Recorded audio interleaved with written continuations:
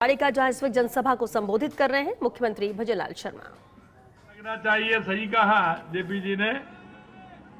बोलिए भारत माता की, भारत माता की, भारत माता की।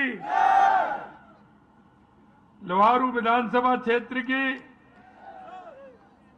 इस जनसभा में मंच पर आसीन जिनको कि अभी आपने सुना, ऐसे आपके माटी के लाल और लोहारू की जनता के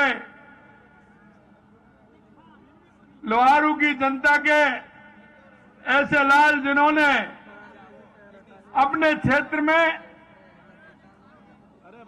जिस तरह से काम किया है, आपके दिलों की धड़कन आपके लाल सम्मानीय जेपी दलाल जी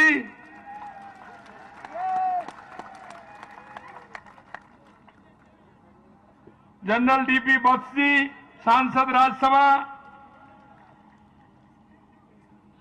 राजस्थान के विराटनगर के विधायक भाई कुलदीप धनखड़ जी, यहां प्रवासी के रूप में आपका काम देख रहे हमारे गंगानगर के पार्टी के वरिष्ठ नेता जिलाध्यक्ष भाई आंतराराम जी तरण साहब,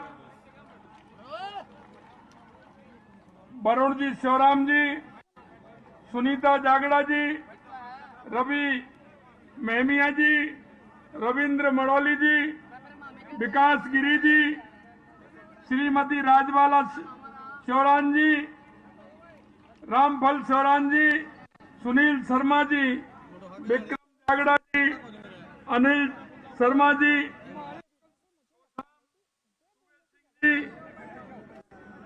विधानसभा प्रभारी रामकिशन शर्मा जी कुंडल, विजय शेखावत जी, पूर्व जिलाध्यक्ष रिटायर मेयर पवन कुमार जी, कालू जी कुंडल, रामकिशन जी सरपंच, महेंद्र जी चांदमा और मेरे सामने बैठे मेरे पूजा योग बुजुर्गों, नौजवान दोस्तों और मेरी माता बहनों, सबसे पहले तो मैं आप सभी का अभिनंदन करता हूं, वंदन करता हूं, आप सभी को नमन करता हूं, क्योंकि आज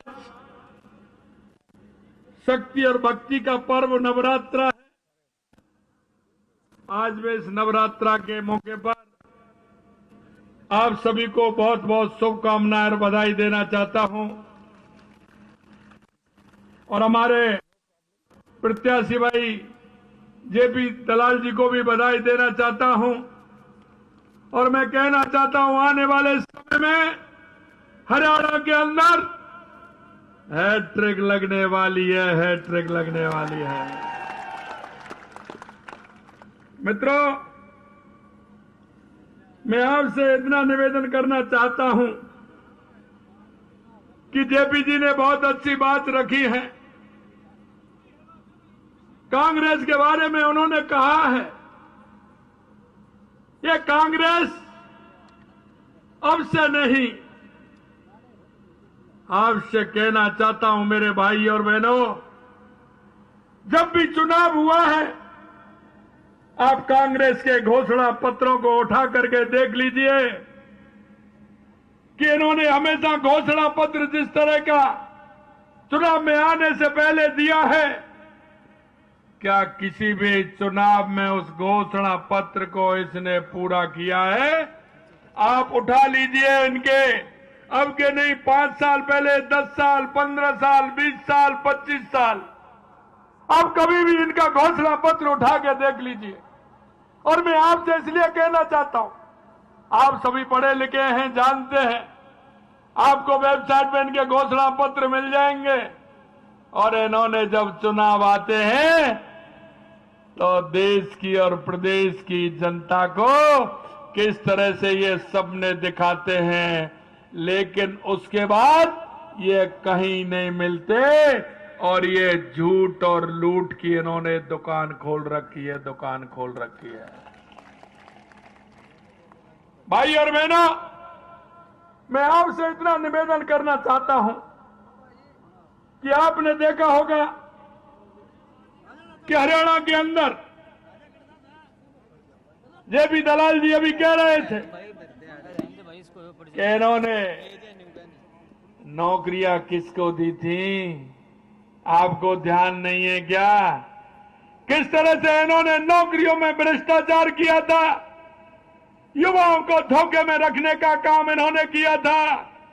और यही नहीं मेरे भाई और बहनों, अरे जमीनों का घोटाला कितना किया, जरा ये तो कांग्रेसियों से पूछ लो कि उन्होंने किस तरह के घोटाले किए थे।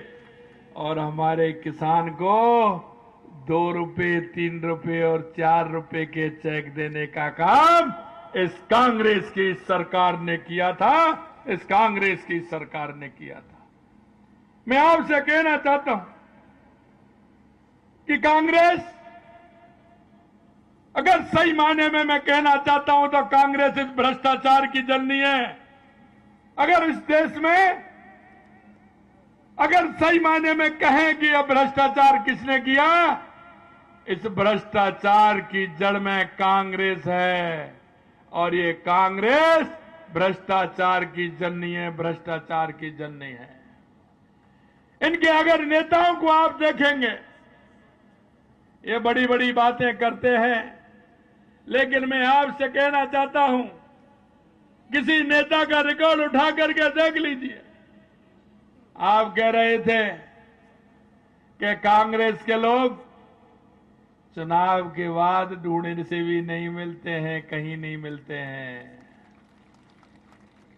मैं आपसे इतना निवेदन करना चाहता हूं और यह विश्वास भी दिलाता हूं कि 2014 के बाद देश के यशस्वी प्रधानमंत्री नरेंद्र मोदी जी ने जो 2014 के बाद देश में परिवर्तन लाने का काम किया है, वो आप सभी के सामने है। चाहे वो हमारी गरीब कल्याण की योजनाएं हो, चाहे हमारे विकास की योजनाएं हो, या आतंकवाद और नक्सलवाद का खात्मा हो, या देश का दुनिया में बढ़ता हुआ स्वाभिमान हो, यह 2014 के बाद आपने देखा होगा। कहीं किसानों को सम्मान निधि मिलती थी क्या? 2014 से पहले कभी किसानों को सम्मान निधि मिली थी क्या? मैं आपसे पूछना चाहता हूं, आप बताइए 2014 से पहले किसी किसान को सम्मान निधि मिलती थी क्या? अरे किसी गरीब के बैंक में खाते होते थे क्या? अरे गरीब तो बैंक में जाता ही नहीं था। अरे एक और बता दो मेरे को, कभी गरीब का बीमा होता था क्या? अरे गरीब बीमा को जानता था क्या? अरे मैं तो कहता हूं, अरे वो गरीब तो बीमा की क्या चले, बैंक की चौखट पर नहीं चढ़ सकता था, कभी बैंक में जाता ही नहीं था, बैंक में उसका खाता ही नहीं था। लेकिन देश के यशस्वी प्रधानमंत्री नरेंद्र मोदी जी ने अरे बैंक में खाता भी खुलवाया और 12 रुपए में गरीब का बीमा भी करने का काम किया। यह देश के यशस्वी प्रधानमंत्री नरेंद्र मोदी जी ने किया। मैं आपसे कहना चाहता हूं, कभी बारिश आती थी तो हमारी माता बहनों को पूछिए, वो सबसे ज्यादा चिंता करती थी तो अपने ईंधन की करती थी, क्योंकि आप तो इधर उधर से जाते थे, घर में जाकर के बैठ जाते थे, हमारी माता बहनें खाना बनाती थी, खाना बनाती हैं तो उनको चिंता भी रहती है कि खाना कैसे बनेगा, वो ईंधन को सुरक्षित रखती थी। लेकिन हमारी माता बहनों को सम्मान देने का काम किया तो देश के यशस्वी प्रधानमंत्री नरेंद्र मोदी जी ने किया। आज अगर घर पर जाते हैं तो पहले चाय वाले के चाय की कहते थे तो ईंधन इकट्ठा ईंधन लाते थे जब बनाते थे, अब तो आराम से बटन घुमाया और गैस पर थोड़ी देर में चाय बन करके अतिथि का सत्कार भी हो जाता है। और मेरी माता बहनों को धुएं से भी दूर रहना होता है। ये देश के यशस्वी प्रधानमंत्री नरेंद्र मोदी जी ने किया। भाई और बहनों, मैं आपसे इतना और कहना चाहता हूं कि ये हमारे गरीब कल्याण की योजना है। आज महसूस होता है उस गरीब को कि हाँ, हमको सरकार के द्वारा सहायता मिलती है, लेकिन इससे पहले कांग्रेस ने सिर्फ गरीबी हटाओ का नारा दिया था। कांग्रेस का कभी गरीब से, किसान से कभी भी कोई संबंध नहीं रहा। अरे मैं कहना चाहता हूं राहुल जी, अरे आपकी दादी जी ने भी गरीबी हटाओ का नारा दिया, आपके पिताजी ने भी गरीबी हटाओ का नारा दिया, बीच में मनमोहन सिंह जी भी दे करके चले गए, सोनिया जी ने भी गरीबी हटाओ का नारा दिया। अरे आप गरीबी हटाओ को नारा दे रहे हैं, आप कब तक इस गरीबी हटाओ को नारा दे करके इस देश की और प्रदेश की जनता को कब तक लूटने का काम करोगे, कब तक लूटने का काम करोगे? और हर घोषणा पत्र में आप देख लो, इन्होंने गरीबी हटाओ का नारा दिया है। मैं कहना चाहता हूं, अगर गरीबी हटाने का काम किया तो देश के यशस्वी प्रधानमंत्री नरेंद्र मोदी जी ने किया। आपको पता है मेरे भाई और बहनों, तीसरी बार सरकार बनते ही और पहली फाइल थी तो या तो किसान की थी जिस पर हस्ताक्षर किए, या हमारे गरीब भाइयों की तो उनको मकान बनाने के लिए स्वीकृति जारी की थी। आज किसी भी गांव में देख लीजिए, प्रधानमंत्री आवास योजना आपको हर गांव में मिल जाएगी। उस मेरे गरीब भाई को मकान भी मिलेगा और साथ में शौचालय भी मिलेगा, और गरीब भाई को पंडित दीनदयाल उपाध्याय ज्योति योजना के माध्यम से बिजली का कनेक्शन भी मिलेगा। ये देश के यशस्वी प्रधानमंत्री नरेंद्र मोदी जी ने किया है। मैं आपसे कहना चाहता हूं, यही नहीं, देश के यशस्वी प्रधानमंत्री नरेंद्र मोदी जी ने हर किसान के लिए, क्योंकि उन्होंने बताया कि 4 जातियां हैं और वो जातियां हैं युवा, महिला, किसान और मजदूर। और मैं कह सकता हूं कि इन साथियों में पूरा सब कुछ समाया हुआ है, क्योंकि अगर युवाओं की कोई चिंता करने वाले हैं तो देश के यशस्वी प्रधानमंत्री नरेंद्र मोदी जी हैं, और हमारी माता बहनों की चिंता करने वाले हैं तो हमारे देश के यशस्वी प्रधानमंत्री नरेंद्र मोदी जी हैं। अगर किसान की चिंता करने वाले हैं तो हमारे देश के यशस्वी प्रधानमंत्री नरेंद्र मोदी हैं। मैं आपसे कहना चाहता हूं, हरियाणा के अंदर 10 साल के अंदर कितना बड़ा परिवर्तन हुआ है ये आपको देखने को मिलेगा। अरे 2014 से पहले जो घोटाले होते थे, अरे वो तो गिने भी नहीं जाते थे। कांग्रेस के घोटालों को पूछ लेना, मेरे बुजुर्ग मेरे सामने बैठे हैं, जरा वोट डालने से पहले एक बात जरूर सोच लेना और उन लोगों से कहना जो आज भी अंधेरे में हैं कि 2014 से पहले के पेपर निकलवा के देख लीजिए। आए दिन घोटालों की आवाज आती थी, लाखों करोड़ों रुपए के घोटाले होते थे। अरे जमीन में भी घोटाला होता था, आकाश में भी होता था और पाताल में भी घोटाला होता था। मैं आपको कहना चाहता हूं, क्या 10 साल के अंदर हरियाणा में कोई घोटाला आपने देखा है? किसी घोटाले को आपने सुना है? अरे वो घोटाले का पैसा किसका था जो पहले ये करते थे? वो आम जन का पैसा था। आज डबल इंजन की सरकार उस पैसे को गरीब जनता में लगाने का काम कर रही है, गरीब जनता में लगाने का काम कर रही है। मैं आपसे कहना चाहता हूं मेरे भाई और बहनों कि आपने देखा होगा आज से 8.5-9 महीने पहले राजस्थान में भी कांग्रेस की सरकार थी। आपने देख लिया ना, क्योंकि आप पड़ोसी हैं, आपको भी पता होगा मेरे राजस्थान के युवा किस तरह से उनके आंखों में आंसू लाने का काम किया। हमारे उन किसान के पुत्रों को, हमारे उस मजदूर के पुत्रों को पेपर होते थे और पेपर आउट हो जाते थे। पेपर घोटाले कितने हुए?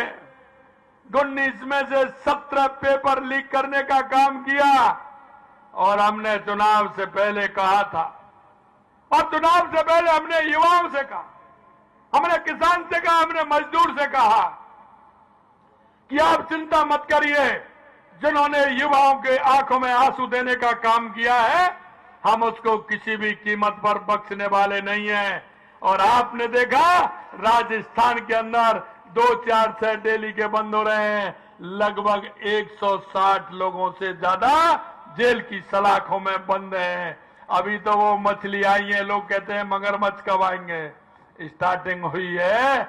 आने वाले समय में जिन्होंने घोटाला किया है राजस्थान में एक को भी नहीं बख्शा जाएगा, क्योंकि ये डबल इंजन की सरकार मोदी जी के नेतृत्व की सरकार है। मैं आपसे कहना चाहता हूं मेरे भाई और बहनों, आपने देखा होगा, क्योंकि हमारा किसान का बेटा, हमारा मजदूर का बेटा सीमा पर जाकर के देश की रक्षा करता है, देश की सेवा करने का काम करता है। आज राजस्थान, हरियाणा ऐसे जिले हैं जिसमें हर दूसरा तीसरा बच्चा राजस्थान और हरियाणा का देश की सीमा पर रक्षा कर रहा है। लेकिन मैं कहना चाहता हूं, वन रैंक वन पेंशन 40 साल हो गए, क्या कांग्रेस ने कभी उस पर सोचने का, विचार करने का काम किया? हमारे उस किसान के बेटों को अगर सोचने का काम किया वन रैंक और वन पेंशन का, तो देश के यशस्वी प्रधानमंत्री नरेंद्र मोदी जी ने किया। यह लोहारू की धरती किसान और जवान की धरती है, क्योंकि मेरे पड़ोस में भी आप देखते हैं सीमा लगी हुई है। मेरे झुंझुनू में, सीकर में, चूरू में, लोहारू में और इस इलाके में किसान का बेटा सीमा पर रहता है, सीमा पर रह के रक्षा करता है, सीमा पर। मैं आपसे यही कहना चाहता हूं, अगर यह भी काम किया तो देश के यशस्वी प्रधानमंत्री नरेंद्र मोदी जी ने किया। अरे मैं एक बात और कहना चाहता हूं, जिस तरह से हरियाणा के अंदर, जैसा मैंने बताया, शासनकाल में लूट हुई थी, ऐसे ही राजस्थान में भी हुई थी। हमने कहा हम उनको भी बख्शने वाले नहीं हैं। अब वो कह रहे हैं कि, अब वो कहते हैं कि सरकार एक किस तरह से काम करती है। मैं आपसे पूछना चाहता हूं, जो भ्रष्टाचारी है उसके खिलाफ कार्रवाई होनी चाहिए कि नहीं होनी चाहिए? अरे भ्रष्टाचारी को जेल में जाना चाहिए कि नहीं जाना चाहिए? भ्रष्टाचारी को अंदर जाना चाहिए कि नहीं जाना चाहिए? अरे जब केंद्र की सरकार और हमारी प्रदेश की सरकार काम करती है और जो ऐसे भ्रष्टाचारियों को अंदर करती है, तो ये कहते हैं कि ये तो बदले की भावना से काम कर रहे हैं। मैं कहना चाहता हूं मेरे भाई और बहनों, जिस आशा और उम्मीद के साथ जनता ने केंद्र की सरकार चुनी है, प्रदेश की सरकार चुनी है, क्या ऐसे भ्रष्टाचारियों को अंदर डालने का काम नहीं करना चाहिए? इसलिए हम कहते हैं, चाहे कुछ भी हो, हम भ्रष्टाचारियों को किसी कीमत पर बख्शने वाले नहीं है, ये भी हम कहना चाहते हैं। मैं एक बात और आपसे कहना चाहता हूं कि हमने किसान सम्मान निधि के अलावा हर किसान को उसकी किसान की आमदनी कैसे दुगनी हो। अरे आप तो बहुत भाग्यशाली हो, आपके यहां तो 24 फसलों को एमएसपी पर खरीदा जा रहा है। खरीदा जा रहा है कि नहीं खरीदा जा रहा है? पिछली साल हम आंदोलन कर रहे थे आपके बगल में, है? आपका बाजरा 2300 में गया था और हमारा बाजरा 1200 में गया था। गया था कि नहीं गया था? है? हमारा तो 1200 में गया और आपको 2400 में गया, अब तो 2600 में जाएगा। गया कि नहीं गया? और वहां किसकी सरकार थी जब? किसकी सरकार थी? किसकी सरकार थी? कांग्रेस की। इसीलिए मैं कहना चाहता हूं, और यही मैं फर्क बता रहा हूं आपके लिए, हमारे किसान के लिए और युवा के लिए। मैं मित्रों यही आपसे कहना चाहता हूं। एक बात और मैं अंत में कहना चाहता हूं मेरे भाई और बहनों, कि हमारा संकल्प है, और मैं आपको इसलिए कहता हूं कि जब मैंने कांग्रेस का कहा है तो भाजपा का भी कहूंगा। हमारा 2014 का देश के यशस्वी प्रधानमंत्री नरेंद्र मोदी जी के नेतृत्व में 2014 में हमारी सरकार आई थी। हमारा वो संकल्प पत्र भी देख लेना। हमने वो 2014 में जो संकल्प पत्र दिया था वो हमने 2019 में पूरा किया, और 2019 में दिया था वो 2023 में हमने पूरा करने का काम किया, और अब जब हमने 24 में दिया है उसको भी पूरा करने का काम करेंगे।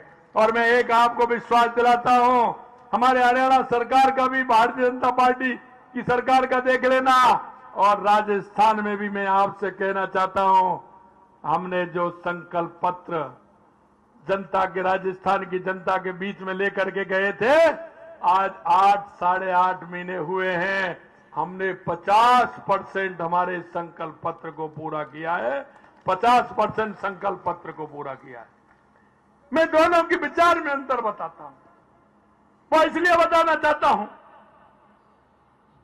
कि आजादी के समय पूरे देश ने आजादी लड़ी थी, एक नेतृत्व के रूप में लड़ी थी, लेकिन आजादी के बाद जिस तरह से कांग्रेस ने एक स्वार्थता की राजनीति की, हमेशा तुष्टीकरण के आधार पर राजनीति की, हमेशा भ्रष्टाचार के आधार पर राजनीति की।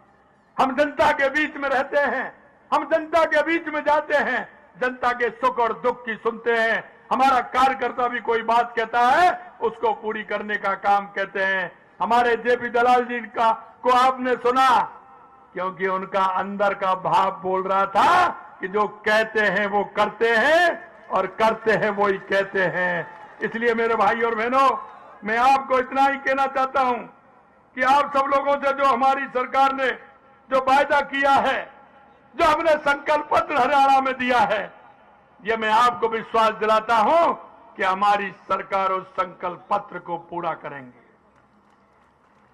आपको तो एक फायदा और हो रहा है, क्योंकि मेरे को ऐसा ही नहीं लग रहा है, क्योंकि मेरे को बिल्कुल सीमा है, तो मेरे को तो ऐसा ही महसूस हो रहा है कि मैं राजस्थान में ही हूं। इसलिए आपको तो एक फायदा और हो रहा है। अरे एक आपके प्रमुख जो सरकार में प्रमुख रहने वाले हैं, ऐसे जेपी दलाल जी मिलने वाले हैं, और एक की जगह 2-2 मुख्यमंत्री आपको मिलने वाले हैं, 2-2 मुख्यमंत्री मिलने वाले हैं। इसलिए मेरे भाई और बहनों, मैं कहना चाहता हूं आप सभी से, अरे पड़ोसी धर्म तो हमको निभाना ही है, और हमारे जेपी दलाल जी हमारे मित्र हैं। मैं आप सभी से कहना चाहता हूं कि सबसे ज्यादा वोटों से देवी जेपी दलाल जी को सबसे ज्यादा वोटों से जिता करके हरियाणा की विधानसभा में भेजना है। और ये मैं विश्वास दिलाना चाहता हूं आपको कि बहुत बड़े बहुमत के साथ जब 8 तारीख को रिजल्ट आएगा, हरियाणा में हैट्रिक बनेगी, हैट्रिक बनेगी। मैं आपको इतना ही कहना चाहता हूं मेरे भाई और बहनों, क्योंकि जब आजादी की लड़ाई लड़ रहे थे, तो आजादी की लड़ाई में जितने लोग लड़ाई लड़ रहे थे उससे ज्यादा तमाशा देख रहे थे। मैं आपसे यही कहना चाहता हूं कि आपको आज मौका है, और इस बात के लिए है क्योंकि ये लोग आते हैं झूठ और लूट के आधार पर आते हैं। ये जो पार्टियां हैं, ये परिवार की पार्टियां हैं, बाप बेटों की पार्टियां हैं, ये वंशवाद की पार्टियां हैं। अगर कोई सही मायने में अगर जन्म की पार्टी है तो भारतीय जनता पार्टी है, भारतीय जनता पार्टी है। इसलिए मैं आपसे कहना चाहता हूं कि जो लोग किसी तरह से उनकी समझ में बात नहीं आ रही है, वो समझ नहीं पा रहे हैं कि हमारे प्रदेश को मजबूत करना है, हमारे राष्ट्र को मजबूत बनाना है, हमारे युवा, हमारी महिला, हमारे किसान, हमारे मजदूर को हमें आगे ले जाना है, हमको विकसित भारत बनाना है, हमको विकसित हरियाणा बनाना है। तो ऐसे लोगों को समझाइए, उनसे कहिए, आप इस तरह की बातों में मत आइए। 70 साल आपको देख लिया, 70 साल में सबसे ज्यादा राज किया तो इस कांग्रेस ने किया है। इनकी फितरत को आपने देखा है, इनकी भ्रष्टाचारी को आपने देखा है, इनकी झूठ को आपने देखा है, और ये तुष्टीकरण से चलने वाले लोगों को आपने देखा है। आप उन लोगों से कहिए, और उनके पास जाइए कि ऐसे लोगों को छोड़ दीजिए, नहीं तो हमारे प्रदेश का भी भला नहीं होने वाला, देश का भला नहीं करने वाले लोग हैं ये। अगर कोई भला कर सकता है तो देश के यशस्वी प्रधानमंत्री नरेंद्र मोदी जी हैं, जो देश का और प्रदेश का भला कर सकते हैं। इसलिए भाई जेपी दलाल जी को एक एक वोट, किसी भी तरह से रिश्तेदारी में भी नहीं जाना है, कहीं जाना भी नहीं है। और मैं माता बहनों से कहना चाहता हूं, माता बहनें बड़ी संख्या में, उनसे कहना चाहता हूं, माता बहनें, मैं एक निवेदन आपसे करना चाहता हूं, और वो मैं ये करना चाहता हूं, पहले मतदान और उसके बाद जलपान। अरे सुबह की चाय तो पिला ले देना माता बहनों मेरी, सुबह की चाय तो पिला देना, लेकिन अगर कोई भी भाई अगर नाश्ता मांगे या भोजन मांगे तो उंगली पे निशान देख लेना, अगर उंगली पे निशान मिले तो उसको भोजन करा देना, और नहीं कहना कि पहले वोट डाल करके आइए उसके बाद आपको भोजन मिलेगा। आप सभी लोगों को, इतनी बड़ी संख्या में आप आए हैं, आप सभी ने जिस दिल की गहराइयों से मेरा स्वागत किया है, आप सभी को मैं बहुत बहुत धन्यवाद और साधुवाद देता हूं। आप सभी को बहुत बहुत धन्यवाद। जय हिंद, जय भारत, जय हरियाणा, जय राजस्थान। बहुत बहुत धन्यवाद। तो हरियाणा के लुहारू से ऐसी तस्वीरें आप देख रहे थे, जहां संबोधित कर रहे थे जनसभा को मुख्यमंत्री भजनलाल शर्मा।